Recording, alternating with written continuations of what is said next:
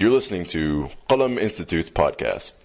Visit us on the web at qalaminstitute.org and join us on Facebook at facebook.com/Qalam Institute. Bismillah walhamdulillah wa salatu wa salamu ala rasulillah wa ala alihi wa sahbihi ajma'in. Inshallah, we're going to be continuing with our series on the Seerah, the prophetic biography, the life of the Prophet sallallahu alaihi wasallam. Inshallah, today's session, the last two sessions have been committed to an introduction to the Seerah. And the primary focus of those sessions was why study the Seerah, and subsequently what are the benefits of studying the life of the Prophet ﷺ in intricate detail. Today's session, again, will not be what's typically expected within a Seerah lecture, just simply because we have to have the complete picture. If we are to really understand, if we are to study the Seerah, if we're to understand and extract practical benefits and lessons from the life of the Prophet ﷺ, then one very important detail is understanding the circumstances at his time, understanding the situation that existed at that time. Because unless and until you don't understand the circumstances, the situations that were present at that time, then you don't have a full appreciation for who the Prophet ﷺ was, what he was able to accomplish, and the lasting legacy that he left behind. There's a famous couplet, I believe in Persian, I don't know it in actual Persian off the top of my head, but it roughly translates to the fact that you can only appreciate the beauty of roses when it's present amongst thorns. That the rose truly shows its beauty when it sits amongst thorns. And so the life of the Prophet ﷺ is such a miracle in and of itself. His life, the way he lived his life, and the change that he was able to cause and enact. And that can only truly be understood and appreciated once you fully comprehend the circumstances, the situations that were present at the time of his life. So today's session will solely be dedicated to understanding Arabia, pre-Islamic Arabia. What was that situation? So we'll start off with a very basic detail, and this is from the tradition, again, of scholarship, that this is the way that traditional scholarship, classical scholarship, goes about in discussing these topics. That first of all, we know that that land, those people, that even to a certain extent, that time, that culture is referred to as Arab. All right, that is the word for the people, that is the word for the place, and that is the word of the name of the culture. So what does Arab itself mean? So there's a lot of different opinions when you look within the lexicon, but something very interesting, and this also is part of the reason why the Prophet ﷺ was sent amongst these people. Understanding who these people were, what their situation was, and what they were capable of, both good and bad, also answers the question, the philosophical question, why was Muhammad ﷺ sent amongst these people? Why was the Quran revealed in this language? Why was the Quran revealed amongst these people?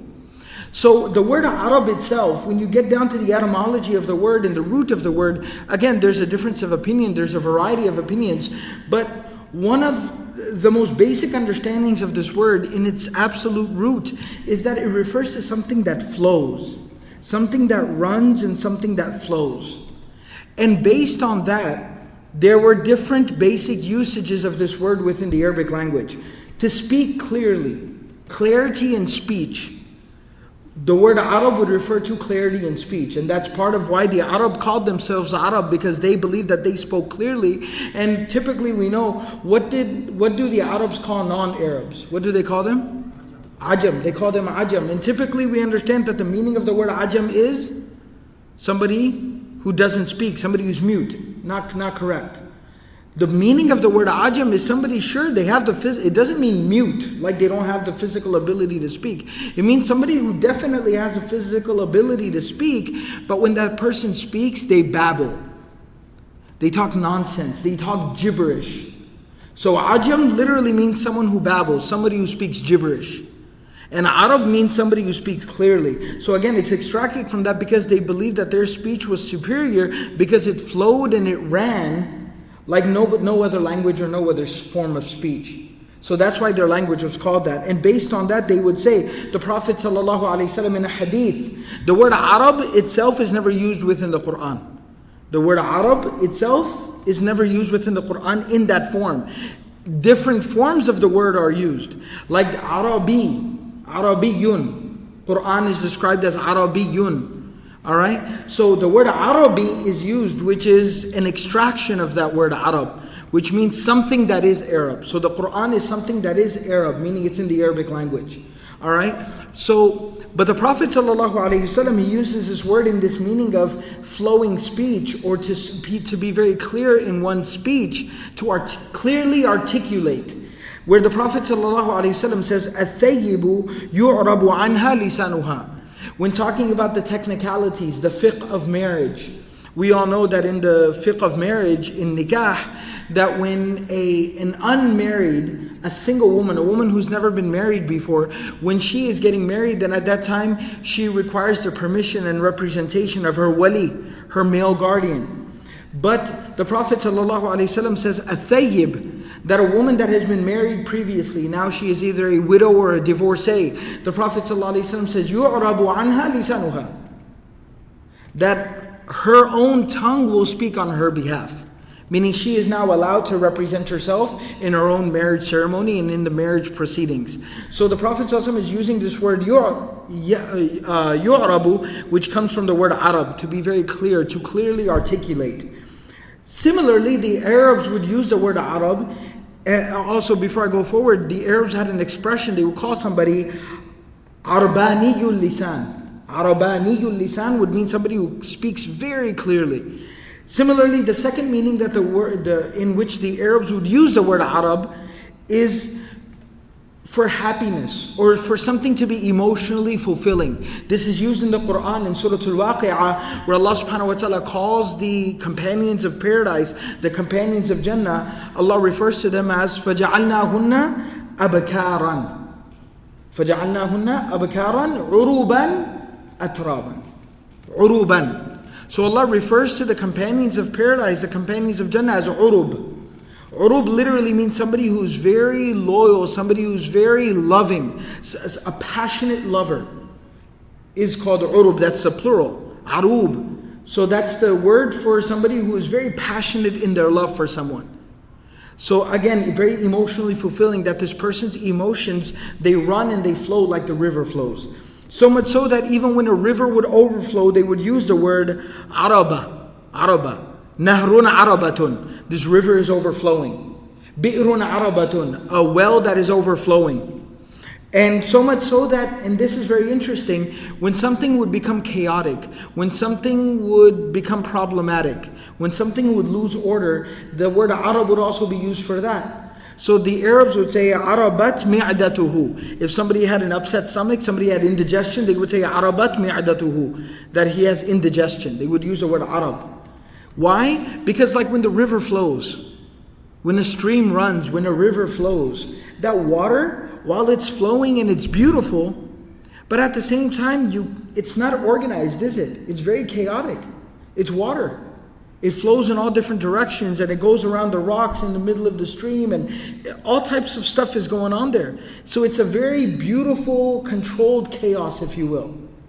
And that's the root meaning of the word Arab itself. And something now very interesting about that is that to a great extent describes these people. That's why these people were called the Arab. All of these qualities and characteristics described what these people were like. They were very clear in their speech. They were very articulate in their speech, in their language. In fact, it could even be argued that they were the most articulate people when it came to speech and language. Secondly, they were very passionate people. Something that I'll be talking about as long as time permits a little bit later in today's lesson is talking about some of the good qualities that the Arabs had. Because too often when we talk about pre-Islamic Arabia, we talk about all the bad that was rampant. But we don't talk about the good that was prevalent. And something that's very interesting is that the Arabs had a great admiration for the qualities that we call hilm, forbearance, to have composure, to be very calm and peaceful, to be very serene. They had great admiration for these qualities. Part of the reason was these qualities were very rare amongst the Arabs. because they were so passionate. They were such a passionate people that oftentimes they had trouble containing their own emotions. So again, that quality of passion was found amongst these people. And lastly, the chaos. That these were also people that were largely chaotic. There was not an established form of governance. There was not a systematic form of economics. There was not even a centralized form of religion for these people. So some of the primary factors that unite people, that organize people, whether it's government or it's economics, all right, financial interest, or it's religion. These are often the things that organize people. None of these things were organized amongst the Arabs. And that led to a lot of the chaos that we find there in pre-Islamic Arabia. And it was first the religion which brought about a system of governance, which established an economic system, which all came after Islam. These were the contributions of Islam to these people, which contributed to the organization of these people, and how these people became the exemplary civilization of their time. So that's a very interesting contrast, which we'll discuss later on. Now to talk about the history of the Arabs, and this is something I'm not going to spend a lot of time on. There's a lot of detail in this. Ibn Kathir rahimahullah talks about this for maybe about 100 plus pages. In classical Arabic, he delves into the history of the Arabs. While there's a lot of very interesting things that we can find there, but like I said, part of the focus of these sessions will be to make the life of the Prophet ﷺ, to basically to engage in a very practical, relevant study of the life of the Prophet ﷺ. And so obviously, delving into very, very deep details of the history of the Arabs, the genealogy of the Arabs, is something that might not be prudent to the common average Muslim, so we're not going to spend a lot of time on it. I would like, however, for you to just simply understand that genealogists, they divide the history of the Arabs, they divide the Arab race into two primary categories. So first of all, this is a sub-ethnic category, and then it's divided into two major categories. First are the ancient Arabs, or the perished Arabs, if you will. Those were the Arabs of Ad and Thamud.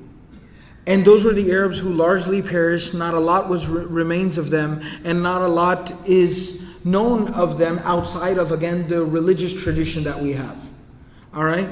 So that's the first category. The second category are the Arabs who remained. The Arabs who remained. And these are also known as the migrated Arabs.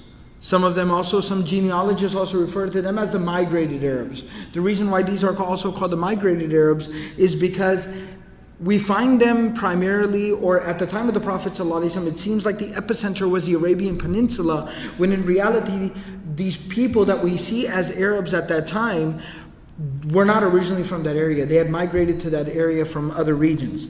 So these were the Arabs who remained, all right? That's the second category. Amongst the Arabs who remained, there were two categories as well. There were two subcategories. First were referred to as the pure Arabs. The pure Arabs. The pure Arabs were primarily what I will refer to, in even classical times, that region was called the same name, Yemen. What we know as current day, modern day Yemen, and even in ancient times and classical times, that region of the world was still referred to as Yemen. All right, they were basically the Yemeni Arabs. That they had come to the Arabian Peninsula, Hijaz specifically, within the Arabian Peninsula. They had migrated there from the area of Yemen, and there's even a history to that. The Quran makes reference to Sayl al-Aram, all right, that there was a great flood in the area of Yemen, and due to that great flood, there's actually a little bit of detail there. Some Arabs had actually migrated to Hijaz even before the flood. Even before the flood, due to economic hardship. There were basically two major tribes. One of them had taken control of the economy of the area. The second tribe, due to falling behind economically, they decided to pack their bags and move to a new place to try to find a better future for themselves and their children. And these were the first group of immigrants, and then the second group followed after the flood. All right, so these were the pure Arabs. The second group, the second subcategory are the Arabized Arab, all right, the Al-Musta'arabun, the Arabized Arabs, the ones who became Arab. And the primary of these categories were Ismail alayhi salam himself. he falls amongst this category. That's somebody who was not Arab ethnically, but was Arabized, became Arab. All right, and this constituted for a large population. And the world as we see it today, what we know as the Arab world today, the vast majority of it falls under this category of the Arabized Arabs, because as Islam spread, the Arabic language and the Arab culture also spread along with it. And so much of what we know as the Arab world today is actually the Arabized world. All right. So this is the history of these people who are known as the Arabs, amongst whom the Prophet ﷺ was born. And so why is this of such prudent detail? Because the Prophet ﷺ comes from the progeny of the Arabized Arabs. The Prophet ﷺ comes from the progeny of the Arabized Arabs. And that's very important to remember. All right? Now, the geography. And again, the purpose of these lessons is not to teach you geography, but to give you an understanding of why the circumstances existed that did. All right? The Arabian Peninsula is a very interesting place.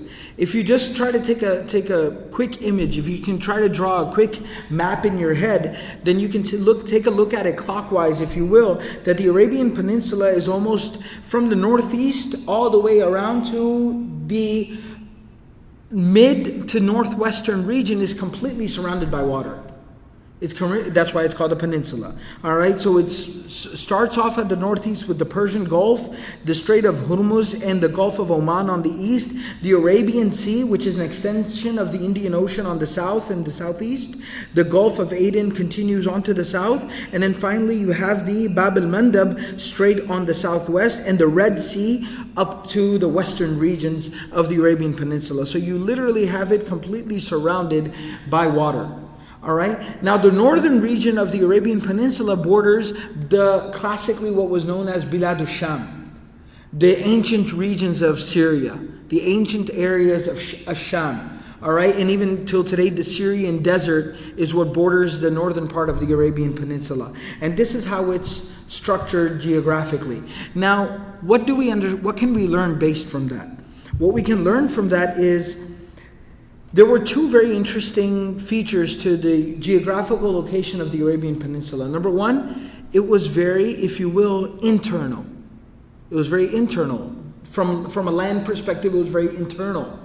So you only had one entrance to the land. Land-wise, you only had one entrance into the Arabian Peninsula, and that was through the Syrian desert, which, as you can probably understand, was not exactly a walk in the park.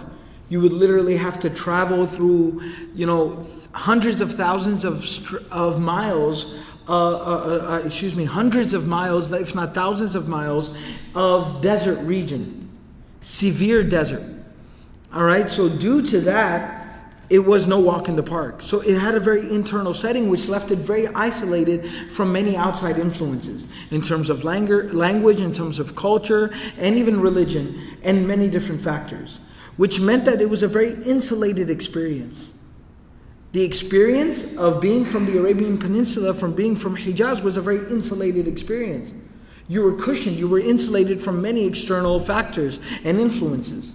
So that meant it was a hotbed of deep cultural tradition.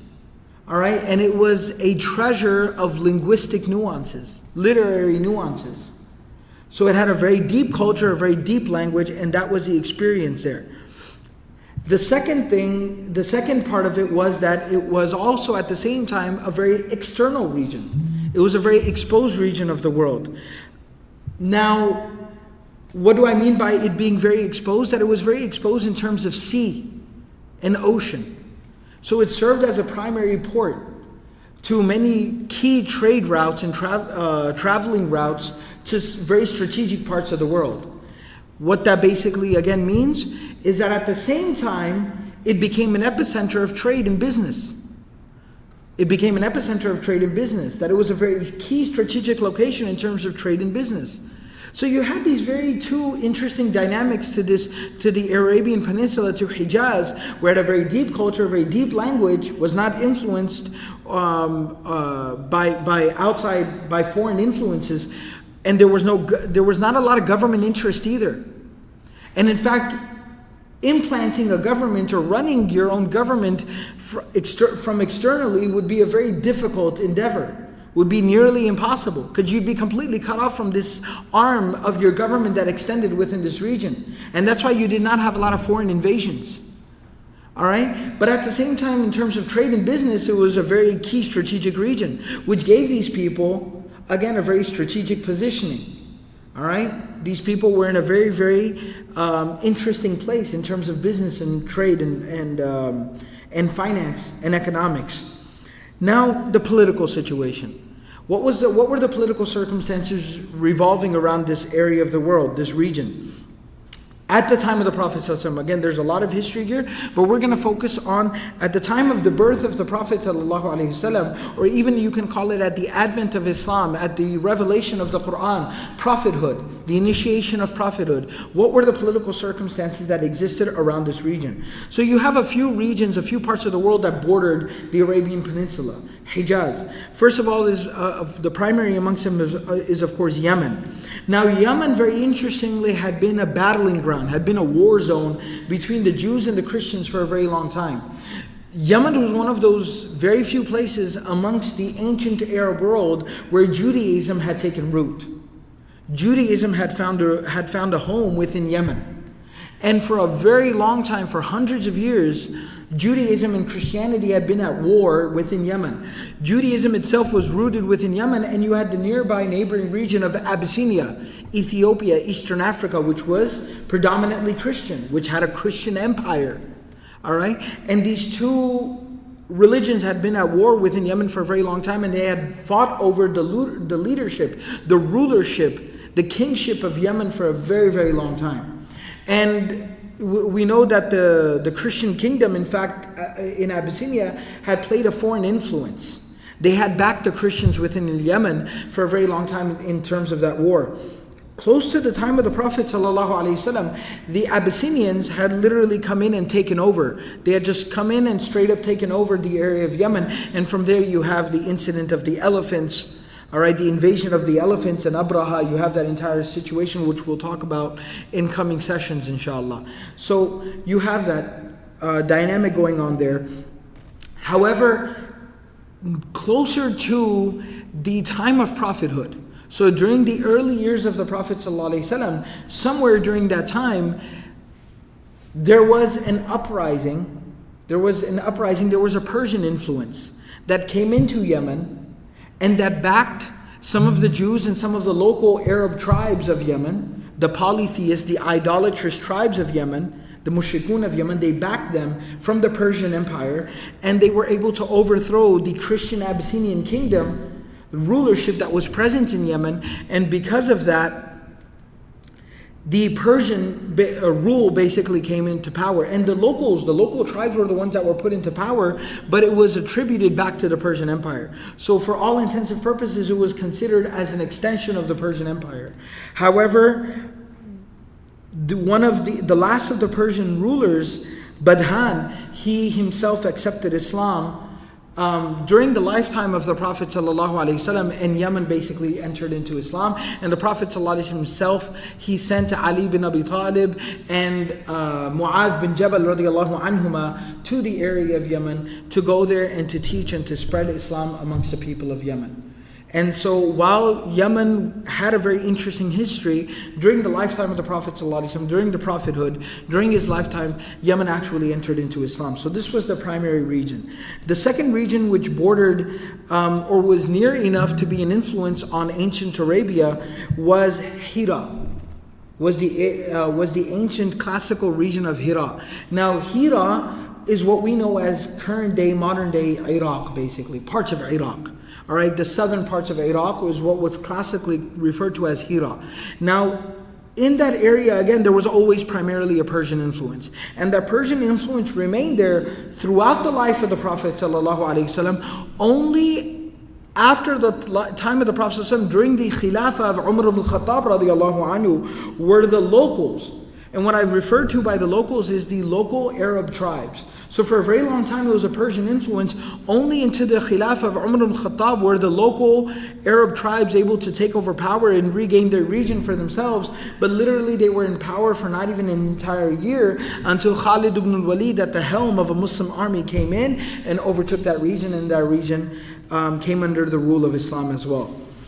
Another neighboring region for the for the ancient Arabs at that time, the Arabian Peninsula, at that time from the north was of course what we refer to as Syria, but it's the classical ancient region of Bilad sham. Syria primarily was a Christian influenced region. Down from Rome, there was a very heavily Christian influence within Syria, and that also affected the northern regions of even the Arabian Peninsula, which were also primarily Christian at that time. And of course, this Christian influence within that northern region of Syria lasted until the Khilafah of Umar ibn Khattab radiallahu anhu, until that region also came into Islam. Now, these are the political influences. Now, I know that I keep making a lot of reference to the religion of the area. That's only for the reason that we're talking about a time where there was a synchronization between religion and governance and rulership. That these kings were not just kings they were not just ethnic kings, they were not just kings of a region, but they were Christian or Jewish or Majusi kings, Zoroastrian kings of their time. So there was a heavily religious influence in a lot of the government of that time in that region. Now, when talking about the governance within the Arabian Peninsula itself, Pan-Arabia, the Arabian Peninsula itself, then at that time it's very important to understand there was no centralized form of government. There were certain influences that were leaking into the Arabian Peninsula from the north, from the west, from the south. But primarily, this entire region was ruled by tribal law. The tribes were the law of the land. And what that meant, and again, these tribes were not centralized by any means. There were certain intertribal communications, but even intertribal relations were strained because of all the intertribal warfare that would exist. They were constantly at war with each other. Personal conflicts would often become tribal conflicts, which would contribute to a lack of governance within the region in the area. And so tribal law was the law of the land. Now, tribal law was, while it was different than kingship, but it had certain similarities because the leaders of the tribe, the tribal leaders, the chieftains, were many times dictatorial type leaders. Their rulings would be accepted, would be enforced as a king's rulings, as a monarch's rulings, as a dictator's rulings. They could not be questioned, they were not questioned. And they were accepted regardless of anything else. And oftentimes this type of tribal leadership would pass down through the family like it occurs in monarchy. So it had certain similarities that it bore to kingship or monarchy, but nevertheless it was tribalism, and this was the law of the land, and this is how things existed at that time in that situation. And because of this type of a corrupt form of governance, one thing that I think we'll talk about more in terms of the culture of the land, or the culture of that time and that place and that region. But nevertheless, I'll go ahead and make mention of here, because still legal enforcement and preservations of people's rights are still related back to the politics of the region oftentimes. Because the political influences can many times dictate the type of enforcement or preservation you have of civil liberties, civil rights, and those types of things, as we know very well here today. So similarly, because there was tribal law in the region, there was not a great preservation of people's rights. If you were wealthy, rich, influential, related to the tribal leaders, so if you had it in with the tribal leaders, if you had some type of a connection, or you had something to offer to the tribal leaders, then definitely you'd be all right, you'd be okay. But if you belong to any type of a demographic, any type of a class of society that was out of favor or was irrelevant or not of concern to the tribal leaders of that time, then again you would greatly suffer. You did not enjoy a lot of rights or even liberties at that time. And that was the way society was structured. Similarly, to talk specifically about the culture in terms of the rights that people enjoyed at that time in that area, at the same time, there's a very interesting dynamic. While we can say that the Arabian Peninsula, the area where the Prophet ﷺ was born and raised, that area was chaotic. It had no governance, it had no king, it had no rulers, it had no government. But there was another interesting dynamic.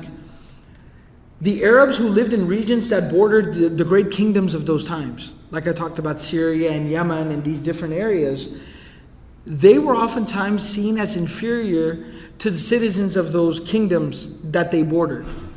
So while the kingdoms had an arm that extended within those regions and they were the primary governance within that region, the inhabitants of those regions were seen as inferior. They did not enjoy the same rights as the actual citizens. So the people that bordered the Syrian region, the great Syrian kingdom, Christian kingdom, right?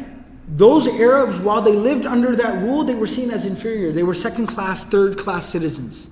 They did not enjoy the rights that those actual Christians would enjoy. And the same thing goes for the Arabs that lived bordering other regions as well. But when you came into more of the heart of the Arabian Peninsula, the region of Al-Hijaz, where the Prophet ﷺ was born and raised, that area could be seen as chaotic, could be seen as, barbaric. They had no form of government. But at the same time, they were the envy of the other Arabs. They were the envy of the other Arabs. Why? Because they enjoyed complete autonomy.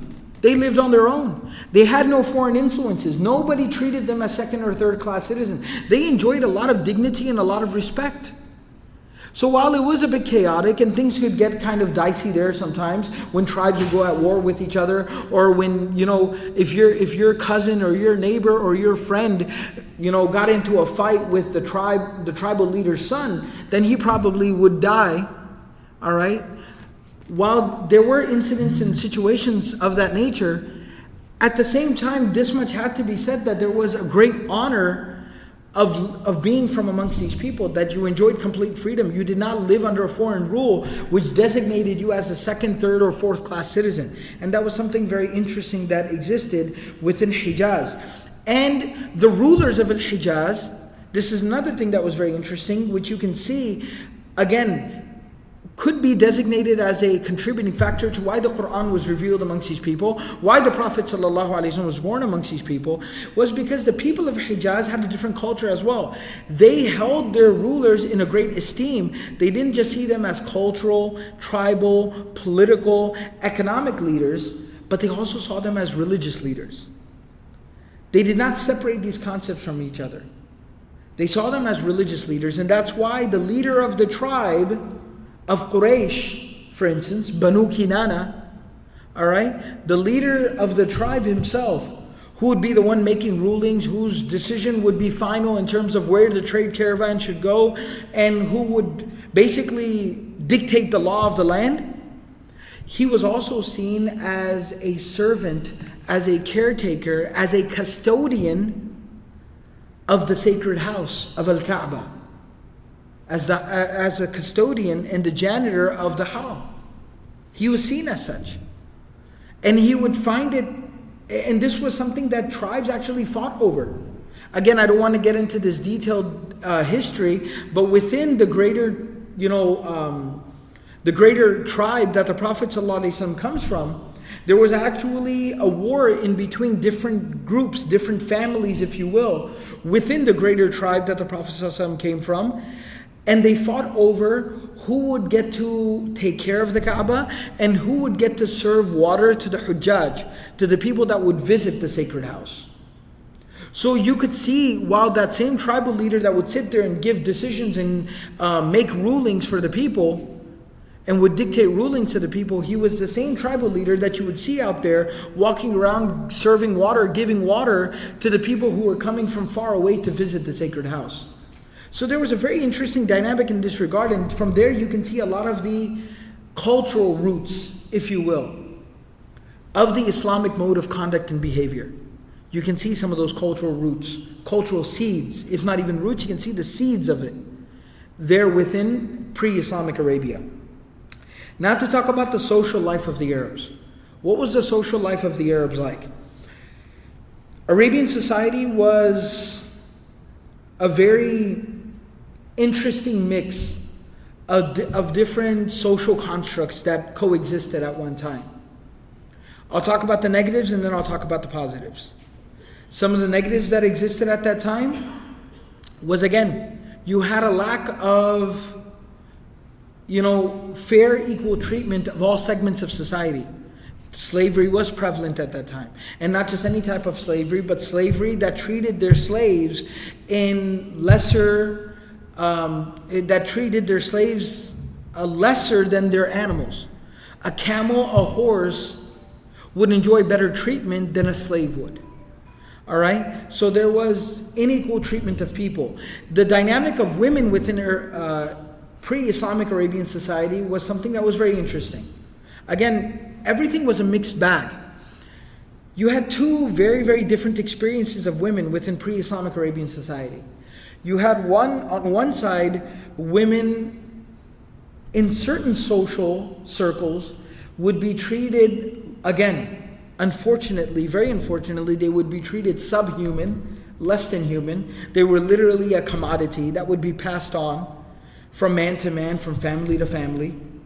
All right, I'm not even going to delve in and talk about the moral constructs of that society. That'll be a different topic. So oftentimes when we talk about women, we also even talk about the sexual exploitation of women that existed at that time. I'm going to talk about that separately because I feel that that is a separate dynamic altogether of that society, that how they even approached modesty and morals and ethics within their society. But I'm simply talking about how women were treated, just generally.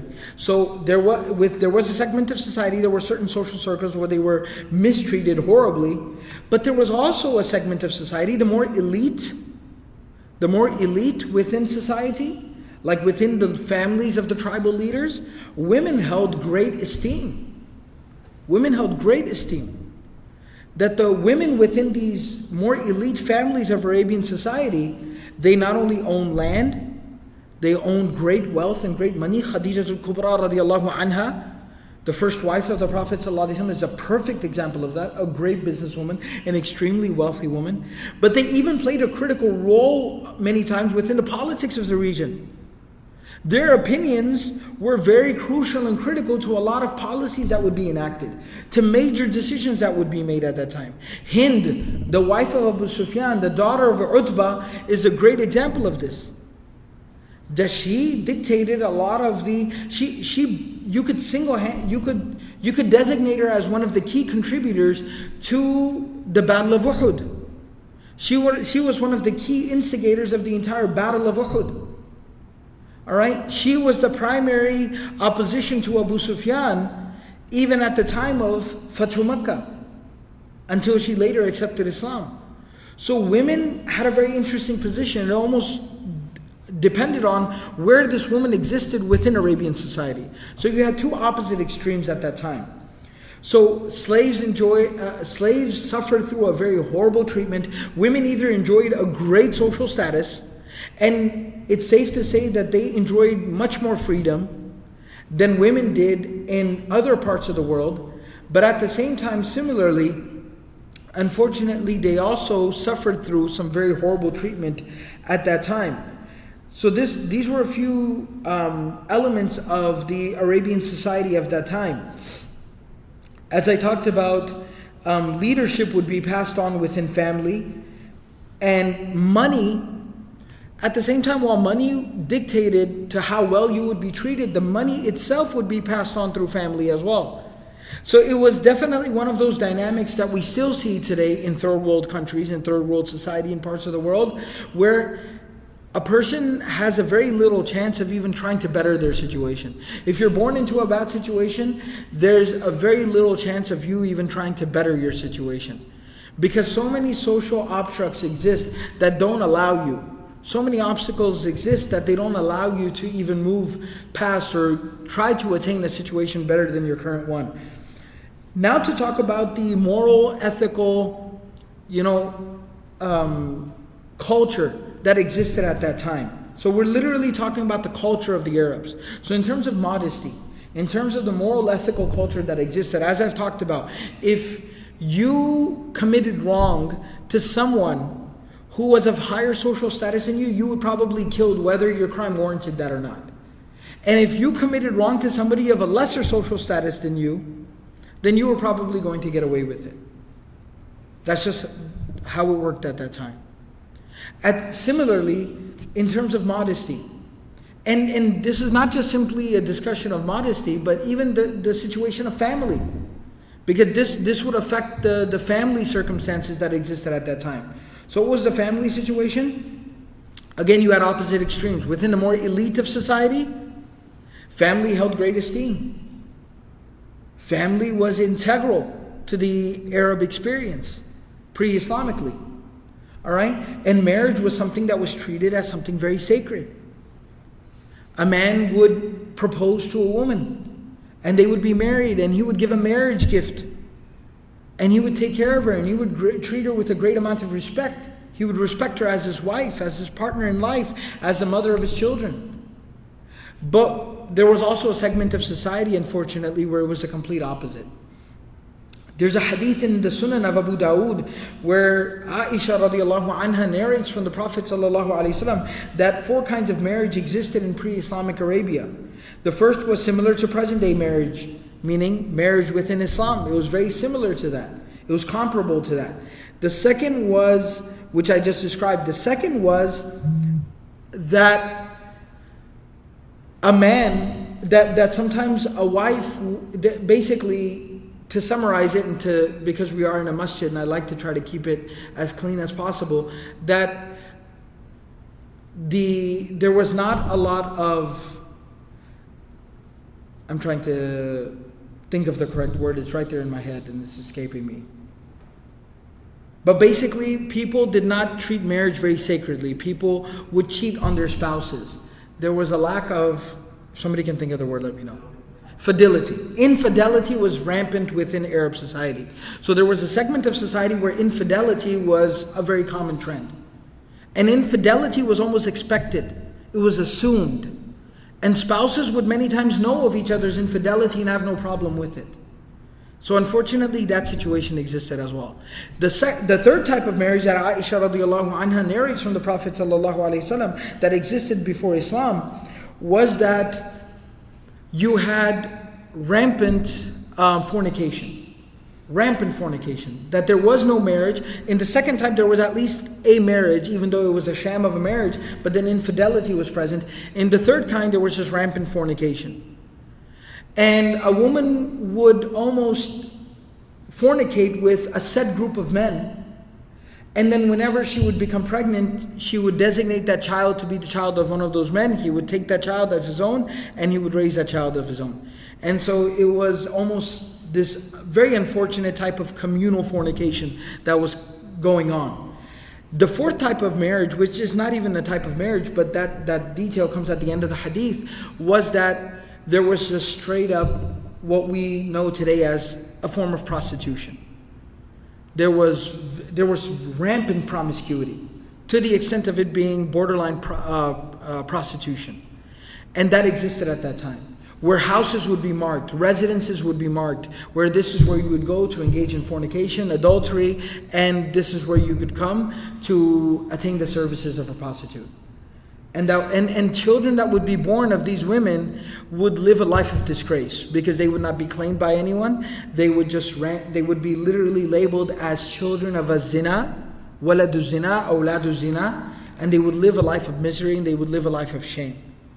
And the Prophet ﷺ says that the latter 3 forms of marriage, if you will, the word marriage is being used because the word marriage within the Arabic language is nikah, which in its literal roots can literally mean to simply enjoy physical relations with a member of the opposite gender. Alright? So the Prophet ﷺ at the end of the hadith says these latter 3 forms of nikah were abolished by Islam, have been forbidden by Islam, do not exist or are not recognized after Islam. And only the first form of it remains and has been polished and made pristine by Islam, has been revered by Islam, and has been decreed as, the divine institution of marriage through Islam. So this gives you a little bit of an idea of the situation, the circumstances of family and modesty and morals and ethics that existed pre-Islamically within Arabia.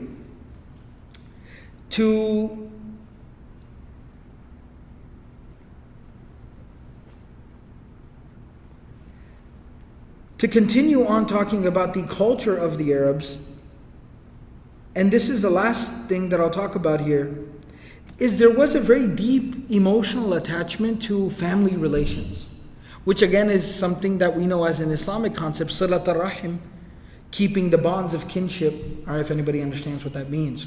Basically keeping good with your family and your folks, right? Being good to your family and your relatives. This is an Islamic concept. This was something that was found amongst pre-Islamic Arabs. And again, the farther you went away from city life, the deeper you went into tribal life, nomad life, who are referred to even in the Quran as al-A'rab, the more you found this dynamic, the greater you found this experience. That family and tribe and relatives and relationships were very sacred. And they were maintained and they were kept and they were treated as sacred. Now talking about the economic situation. I've referred briefly about the economic situation. One thing that needs to be understood about the economic situation within pre-Islamic Arabia is that trade and business was the primary form of making a living. There was some farming that existed within some of the more central regions of Arabia, but nevertheless that was still a minority. That was still a rarity. The primary form of economics, the primary form of making a living, the entire economic structure of the pre-Islamic Arabs depended upon trade and business. And trade and business with outside regions. They didn't have a lot of natural resources. They did not enjoy many natural resources. So they would primarily focus on trading and doing business with outside regions. Taking goods from one border over to the other border. And this is basically how they made a living. And this is their entire economic system was based upon this.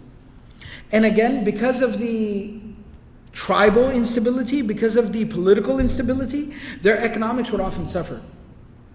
So the economic situation within pre-Islamic Arabia was not stable at all. And it's kind of like a vicious circle. Their political instability would make their economic situation very unstable. All right? And because of the economic situation being unstable, that would feed right back into political instability. So it was a very vicious circle. So basically these were people who would be involved in a lot of warfare. There was a lot of fighting constantly that was going on. And so poverty, hunger, these were very common trends found within pre-Islamic Arabia. And that's why, just like we see in the third world today, and in fact we even see this unfortunate trend growing here, but there literally was no middle class society within pre-Islamic Arabia. You had the very, very elite, and then you had the predominantly poor, which also constituted the majority of the land and the area. Now talking a little bit about some of the key vices, but also we talked about a lot of the vices and a lot of the instability that existed at that time. What I'd like to focus on now is what were some of the ethics? What were some of the positive elements of pre-Islamic Arabian society and their culture? Hospitality was one of their key qualities. And that might not sound like a big deal, like, okay, when somebody comes to your house and you're nice to them, right? Again, because of the culture that we live in today, hospitality is very minimal. Hospitality was a big part of the experience of pre-modern society. Because the second you traveled, you were instantly a guest. All right? Any type of travel, any type of, instability within your own personal life immediately led to you being a guest. So hospitality was a big part of any culture. All right? There were no hotels, there were no restaurants, there were no, grocery stores, and a lot of these types of conveniences that we have set up into place today, these things didn't exist. So you were immediately dependent upon somebody's hospitality. All right? And somebody's goodwill towards humanity in general. And hospitality was definitely a strong suit of these people. And it was almost, some of the historians say something very interesting. They say hospitality was so much of a quality of theirs that it was almost to a fault. That in the spirit of hospitality, they would commit wrong to another person. They would commit aggressions towards people in the pursuit of hospitality. That they would oftentimes jeopardize the well-being of their own family in the spirit of hospitality. All right, and so this was how strong the sense of hospitality was within these people. And also within the culture of hospitality, some very negative things, some certain vices existed within the culture of hospitality. Once again, because of rampant infidelity and promiscuity, that oftentimes they would offer up even their own spouses in terms of, in the spirit of hospitality. They would enlist the services of prostitutes in the spirit of hospitality. That wine, alcohol, drinking, unfortunately was very rampant, again, in the spirit of hospitality. All right? That's so much so that the Arabs, the linguists, the etymologists, they note something very interesting, that Qalam, which means to be noble, to be dignified. And a good noble host would be referred to as Kareem. And Karam is also where the word for grapes comes from as well. A type of grapes also is extracted from that. While inab is bunches of grapes, all right? But Karam is even makes reference to grapes themselves, all right? Because it was seen kind of hand in hand. And not just feeding of the grapes, so wine extracted from grapes would be served to one's guests as well. Another thing that was that was a great quality of the pre-Islamic Arabs was the sanctity of a person's word. When somebody gave you their word, that was it. They were people of their word.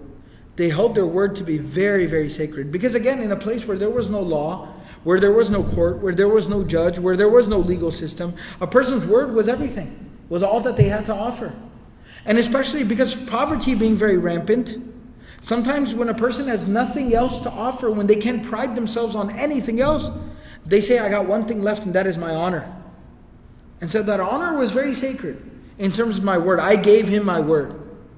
And again, if I gave somebody my word that I would give this to them or I would provide to them, I would kill, I would murder, I would steal in order to keep my word. So there was a very interesting contradiction. But nevertheless, at least that spirit of keeping the word was something that was present amongst them.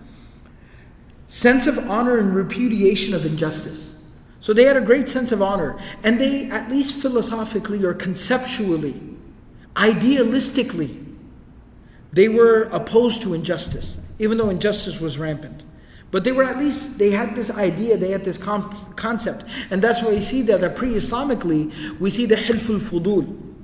We see that treaty, that act being put into place, that treaty being enacted, that we will fight, we will strive, we will at least sit here and put our support behind preserving people's rights. And the Prophet ﷺ, that's why he was a part of the Hilful Fudul, and the Prophet ﷺ said that even after Islam, if this was brought to me again, I would agree to it, I would sign it, I would back it 100%, I would put my full backing behind it. All right, so this was a concept that existed. As I mentioned before, forbearance, patience, almost mildness within a person's personality, composure, serenity. These were things that were greatly admired. Why? Because they were very hard to come by. These were very passionate people, all right, that were very easy to get riled up. And so they respected these things. And simplicity was also a big part of their life. Simplicity. You had extravagance or lavishness that some elite of society would engage in, but there was still a great simplicity to these people. A leader would literally sacrifice his own animal. And he would skin the animal himself. And he would cook the food himself. And he would serve food to his people himself. And he found dignity and honor in that. He found dignity and honor in that. A leader would sit amongst his people, would walk amongst his people. When they would travel, the leader would literally sleep by the fire along with all the rest of the people. There were certain things that were very interesting about them, and they believed in certain simplicities that made their culture a very interesting culture and gave certain very notable, there were certain notable ethics that were a part of that culture, which contributed definitely to the revelation of the Quran and the birth of the Prophet ﷺ amongst these people. Now, I'll end here today by talking about and then we'll talk about the religion of the Arabs in the next session, in the following week's session, inshallah. We'll talk about the religion of the Arabs, where their religion came from. There's a very interesting story, and there's a very interesting history to even where their religion came from, where it originated from, where it came from, all the perversions that it went through, and how it ended up in the situation that we find it at during the lifetime of at the time of the birth of the Prophet ﷺ. And from there, of course, we'll delve into the actual birth of the Prophet ﷺ. I'll end by talking a lot about some of the cultural traditions that were a part of Arab life. The pre-Islamic Arabs in the area of Hijaz were predominantly illiterate, so much so that certain books of history say that all the literate people within Makkah were not even up to 20. There were not even 20 literate people who knew how to read and write fluently within the entire city of Makkah at the time of the birth of the Prophet ﷺ. So illiteracy was that rampant. All right, illiteracy was that rampant at the time of the birth of the Prophet ﷺ within Makkah. In spite of this, though, the Arabs still placed a great premium on knowledge itself. So knowledge was carried primarily through oral tradition. Now again, you could see this almost kind of like a circular discussion. Part of the reason why they were illiterate was because these were people of great memory and great oral tradition. But again, because of their great oral tradition and their reliance upon memory, they never developed a sense of urgency about learning how to read and write. They never felt any need to learn how to read and write. So again, it was kind of like a vicious circle that just kept feeding into itself. But nevertheless, this was the culture of that time. But they still placed a great premium on knowledge. When certain people amongst them would travel out to other parts of the world and would bring back information in terms of astrology or economy or trade and business and agriculture and farming, or history, or even information on different religions, when they would bring back this knowledge, they would build circles, they would form circles around these individuals to get that knowledge directly from them. At the same time, genealogy was an expertise of these Arabs. It was something they were very keen on. The history of lineages, where people came from. A child by the age of 4 could literally recite his own genealogy, his own family tree, going 20 generations back, by the age of 4. And it was such an obsession amongst them, genealogy, they even preserved the genealogy of horses. They even would preserve the genealogy of horses, and because they were not literate people, they would memorize them. They would memorize the genealogy of horses. So genealogy was an expertise that existed amongst them, and it was a big science. It was a science. It was a knowledge that they prided themselves on. And of course, we know about the rhetoric, the eloquence, the oratory skills, the poetic skills of the Arabs, and how they prided themselves on this.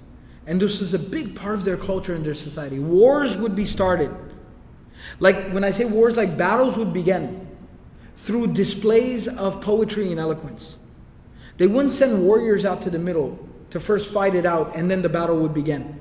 They would send poets out to the middle to recite poetry to each other, praising their own people and degrading the others. That poetry was not just, it began wars, it would end wars. Tribes would one-up each other. They would have pride over each other based on how many poets came from their tribe. He's from our tribe. Oh, he's from my tribe. Oh, he's from their tribe. So tribes would pride each other based on their poets. All right, and so their entire culture was founded on this. The tradition of Hajj that existed pre-Islamically, while it bore certain similarities to the Muslim practice of Hajj, the Islamic institution of Hajj, but nevertheless it was very different at the same time. And part of the difference was Hajj was a gathering when they would have poetry competitions. There was another occasion by the name of Ukaz, when all war, all battles, all differences would be put aside, and all the greatest poets of the land would gather in a place outside of Makkah, and there they would have poetry competitions. And the king of poetry for the year would be crowned at that time. The leader of poetry, Mr. Poet Man, would be crowned at that time and would be given his trophy until the following year at that time. So this was a big part of that culture and that tradition that existed at that time. And they prided themselves on this. Poetry was the law of the land. And This is a big reason for why the miracle that was the primary miracle, of course, that was given to the Prophet ﷺ was the Quran itself, and that's why the miracle was embedded within the guidance as a form of eloquence, because that was something that they definitely understood. And the Prophet ﷺ himself was an extremely eloquent man. He was not literate, which is something we'll talk about later. He was not a poet, but nevertheless, the Prophet ﷺ was an extremely eloquent man. And I forgot to mention this. We're going to talk next week about the religion of the Arabs, and we'll talk about the idols present within the Haram, around the Kaaba, placed in the Kaaba, around the Kaaba. Something else, they held the Kaaba as a sacred place. And you know what they would do with poetry? Whatever poetry was crowned to be the best poetry of that time, or that competition, would have the distinction, would have the honor of being hung from the Kaaba, or hung near the Kaaba. And they would be called the Al-Mu'allaqat.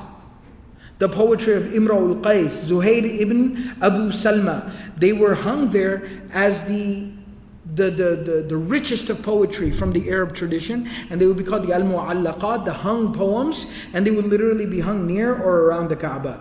And so these are some of the circumstances, both from all aspects: the geographical, the historical, the genealogical, the political, the economic, and even the cultural circumstances that were present at that time in the Arabian Peninsula, prior to the birth of the Prophet ﷺ amongst these people.